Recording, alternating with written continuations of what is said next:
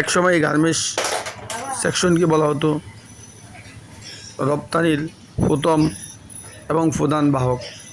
এখনও রপ্তানির প্রধান এবং প্রথম বাহক হচ্ছে গার্মেন্টস সেক্টর, যেটি একসময় স্বর্ণযুগ থাকলেও এখন গার্মেন্টস মালিকরা কষ্টে জীবনযাপন করতেছেন। গাজীপুরের ইন্ডাস্ট্রিয়াল জোন হিসাবে পরিচিত কাশিমপুর অঞ্চলের প্রায় অর্ধশতাধিক ফ্যাক্টরি কাজের জন্য আজ প্রায় বন্ধর পথে, এবং বন্ধ আছেন প্রায় 30-এর অধিক ফ্যাক্টরি, যারা অলরেডি গত 3 মাস যাবৎ ফ্যাক্টরি বন্ধ ঘোষণা করেছেন। এই অবস্থায় কর্মকর্তা কর্মচারী এবং মালিকদের আগামী দিনের পথ চলা অত্যন্ত কঠিন এবং ঝুঁকিপূর্ণ হয়ে উঠেছে। পুরো 1 বছরে বাংলাদেশে বন্ধ হয়েছে 353টি ফ্যাক্টরি, তার মধ্যে সাভার অঞ্চলে 214টি, বেকার হয়েছেন প্রায় 31,000 শ্রমিক। গাজীপুর 72টি ফ্যাক্টরি, বেকার হয়েছেন 73,000 শ্রমিক। নারায়ণগঞ্জে 26টি ফ্যাক্টরি, বেকার হয়েছেন 5,342 জন শ্রমিক। চট্টগ্রামে 21টি ফ্যাক্টরি বন্ধ হয়েছেন, বেকার হয়েছেন প্রায় 10,000 শ্রমিক।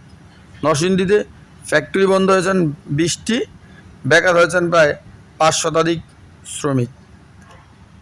গাজীপুর জেলার একে একে শিল্প কারখানা বন্ধ হচ্ছে, তাতে বেকার সংখ্যা বাড়ছে। তারা কাজ না পেয়ে নানা অপরাধে যুক্ত হচ্ছেন। কলকারখানা পরিদর্শক সূত্রে জানা, গত 1 বছরে গাজীপুরের প্রায় 73টি শিল্প কারখানা বন্ধ হয়েছে। কারখানাগুলোর মধ্যে রয়েছেন Mahmud jeans, dart composite, polygon limited, textile fashions limited, classic fashion, Lamuni apparel সহ অসংখ্য ফ্যাক্টরি। যে সমস্ত কলকারখানা বন্ধ আছেন, ওই সমস্ত কলকারখানার শ্রমিকদের সাথে কথা বলে জানা যায়, তাদের ফ্যাক্টরি বন্ধ থাকায় তাদের বাসার সমস্ত মালামাল বাড়িওয়ালাদের জিম্বায় রেখে তারা দেশের বাড়িতে চলে যাচ্ছেন। অনেকেই তাদের মালামাল নেওয়ার সুযোগ পাচ্ছেন না অর্থের অভাবে। এই সমস্ত ফ্যাক্টরির অনেক শ্রমিকরাই এখন বিভিন্ন রকম ব্যবসায় জড়িয়ে পড়ছেন। তারা পেটের দায়ে করছেন অনৈতিক ব্যবসাও।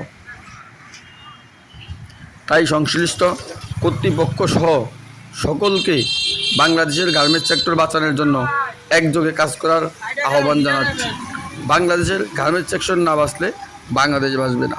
আগামী দিনে গার্মেন্টস সেক্টরকে বাঁচানো আমাদের প্রত্যেকটি নাগরিকের এবং সরকার প্রধানের একান্ত কর্তব্য।